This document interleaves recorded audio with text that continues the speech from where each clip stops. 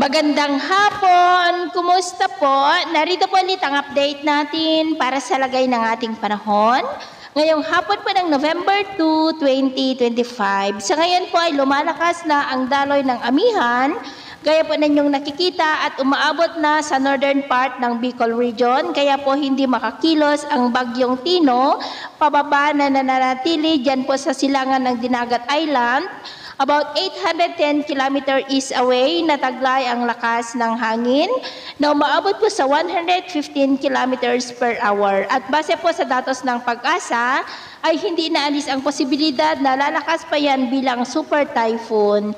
Sa ngayon po, ang bagyo ay kumikilos pakanluran at sa susunod na mga oras, kikilos siya ng bahagyang pasubsob na nagbabanta na po na magsimulang manalasa bukas, lalo na po yan sa dakong hapon at gabi, at sa Martes ng madaling araw ay magsimula ng tawirin ang mga isla ng Visayas, posible mula po dyan sa Maygiwan o Homonhon Island at sa Miyerkules ng umaga pa makakarating dyan po sa may West Philippine Sea.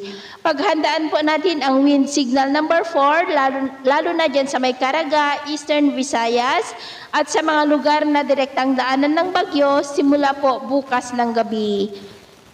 At sa paglayo po ng bagyong Tino ay posible na may sama ng panahon na maaari na lalapit at papasok sa ating bansa gaya ninyong nakikita.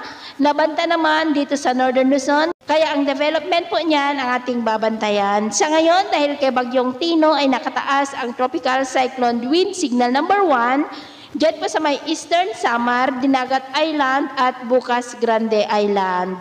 At sa lagay ng ating panahon, ngayong hapon ay nakakaranas ng maulap na kalangitan with isolated rains sa ilang bahagi ng Ilocos Region, Cordillera, Cagayan Valley, Central Luzon, Calabarzon, Bicol Region, Mimaropa, Panay Island, Negros, Cebu, Bohol, Leyte, Samar Provinces, Zamboanga Peninsula, Northern Mindanao, Sulu Archipelago, Caraga, Davao Region at Sorsogon. At mamayang gabi, may mga isolated rains pa rin sa iba't ibang bahagi ng ating bansa, kaya mag-ingat po tayo sa posibleng mga banta pa rin ng mga pagbaha at pagguho ng lupa. At sa atin naman pong mga baybayin, dahil pa rin sa amihan ay maalon po sa mga baybayin ng silangan ng Northern Luzon, sa mga baybayin ng Batanes, Babuyan Islands at pagudpot ng mga alon po ay posibleng aabot hanggang sa 1.9 to 2.8 meters height. Kaya hanggat maaari,